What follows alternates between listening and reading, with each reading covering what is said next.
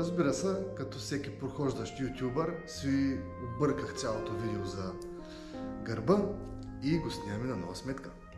Направо започваме, без да губим никакво време. Техниката първата за гърба е вълната. Изпълнява се по няколко начина, показваме ги. Първа опция.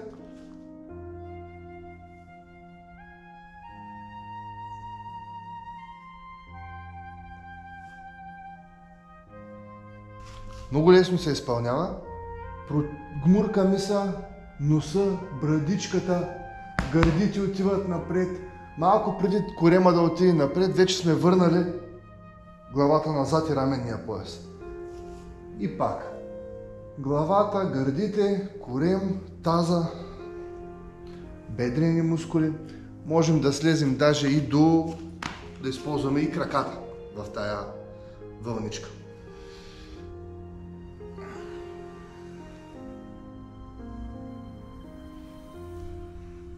Втора вариация на вълната. Същото нещо, само че няма да се гмуркаме от главата, ами ще използваме първо таза. Таза завинтваме напред, корем, гърди и малко преди главата да отиде напред, връщаме таза назад.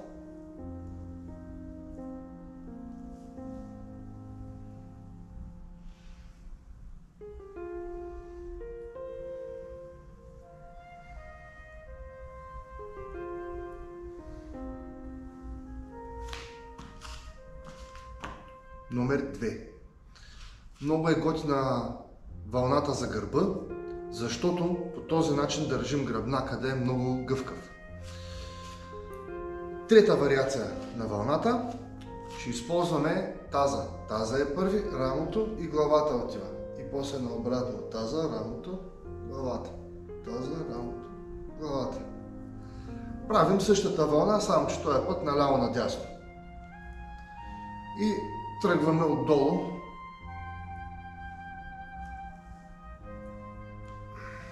И каква изненада, може да я направим и отгоре, нали, да тръгнем с главата първа. Главата и всичко останало следва. При вълните ключовия детайл е да видим откъде започва вълната. В случая, когато започва от главата,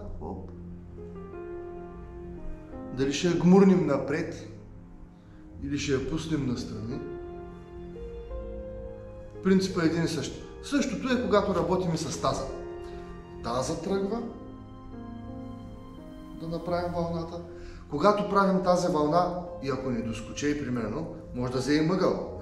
Ходилата не мърдат, обаче таза се усуква настрани и започваме да правим вълната настрани, под някакъв ъгъл. По този начин още малко освобождаваме прешените на гръбнака и нещата започват да се подреждат малко по-добре.